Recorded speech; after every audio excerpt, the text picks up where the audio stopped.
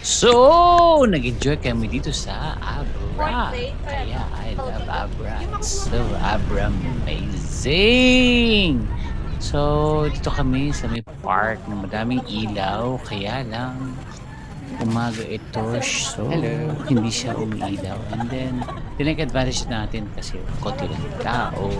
So, dito tayo, paikot-ikot hanggang mahilo yung mga tao, nakapalibot sa atin, yung mga tayo, tanga, nag-iisip sila, anong ginagawa ni Kuya? Ito, ikot-ikot, nagpapakyo.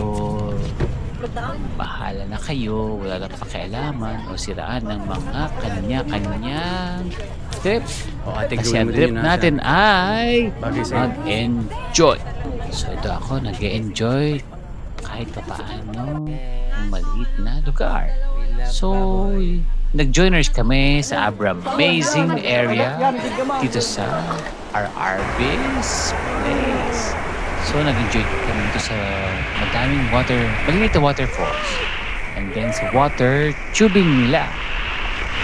And napakasaya. Pero, mas masaya yung ganyan sa isang area.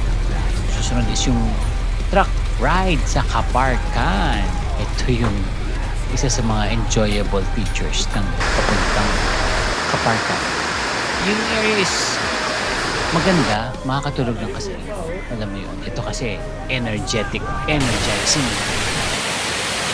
Hindi ko kita kasi lang. Nakakakalamig. And then umulan ka. So, tulog na lang. Mo lang, sipa ka lang. Ayan.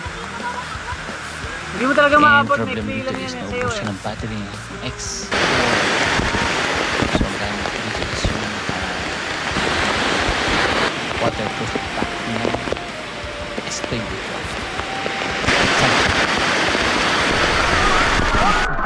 Ang susunod dito is yung Spring Resort. Kasi yan naman, malamig. Maraming family. Problema ito kasi gutom kami. Hindi kami nakapagpaon ng pagkain. And then, susunod is yung bridge na napakataas na napakaganda. Ayan. Kaya, halina't sa Abra Amazing, dito tayo mag-enjoy. Salamat!